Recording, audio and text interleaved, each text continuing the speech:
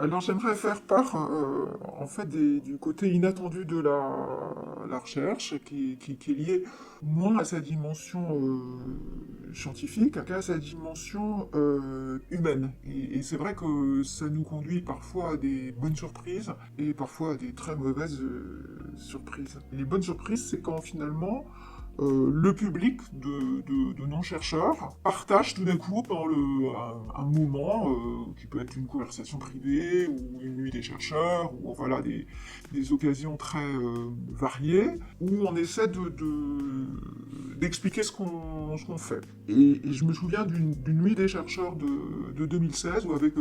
une doctorante et puis un informaticien, on avait monté un tout petit stand dans lequel on demandait aux gens de raconter leurs souvenirs de lecture, parce que c'est notre sujet donc, de recherche, et on essaie de comprendre pourquoi et comment les gens lisent. Et au début, ça n'intéressait personne, on n'avait pas du tout de clients sur notre stand, et puis malgré un très bel ordinateur qui avait des couleurs très flashy, et finalement, à force de demander aux gens qui étaient là, est-ce que vous voulez bien nous parler de votre lecture, on se retrouve avec tout un serpentin qui allait jusqu'à l'entrée de la nuit des chercheurs, de gens qui voulaient nous raconter leurs souvenirs de lecture, parce qu'en fait, finalement, lire, c'est être, et lire, c'est bien être, souvent, donc ils avaient envie de partager ça avec nous. Et il y avait des gens très différents, il y avait des gens qui n'aimaient pas lire, il y avait une jeune fille que sa mère traînait pour répondre à nos questions en disant qu'elle n'aime pas lire. La pauvre, elle a vraiment été brave de nous répondre, mais c'est intéressant d'avoir des gens qui aiment pas lire et qui nous parlent de leur non-lecture. Et puis, il y avait aussi, je me rappelle, dans la file d'attente, des gens qui se disputaient entre eux. Je me rappelle d'une personne qui attendait et qui disait mais après tout, pourquoi est-ce que je vais vous raconter moi ma vie de lectrice? Je dis bah vous n'êtes pas obligé, mais vous êtes là pour le faire. Mais qu'est-ce que vous allez en faire? Donc il y avait une forme de défiance aussi, donc on avait fait des petits flyers où on disait aux gens, bah, après voilà, vous pouvez aller sur le site, vous pouvez voir ce qu'on en fait, ne vous inquiétez pas, c'est anonyme, mais c'est important qu'on sache ce que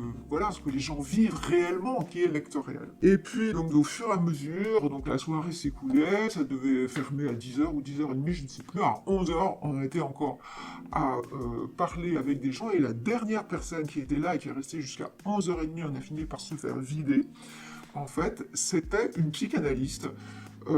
qui est venue s'asseoir, je pense peut-être contente de changer de fauteuil, d'un certain point de vue, puisqu'elle, toute la journée, elle était dans son fauteuil de psychanalyste, et là, tout d'un coup, c'est moi qui me suis retrouvé en position de psychanalyste. Elle s'est mise à me raconter ses souvenirs de lecture, les souvenirs des séances de bibliothèque avec ses enfants, les jours de préférence auxquels ils y allaient, quels livres ils choisissaient, s'ils en parlaient ou pas, quel bien ça lui faisait. Et tout d'un coup, je me suis dit, mais au fond, finalement, je suis pas tellement chercheuse là-dedans parce que je vois pas vraiment comment je vais pouvoir utiliser ces commentaires, mais je me retrouve en position finalement de recueillir des témoignages très intimes, très personnels de gens, ce qui est en fait pas du tout la posture scientifique et de recherche au départ, mais ce qui est une très belle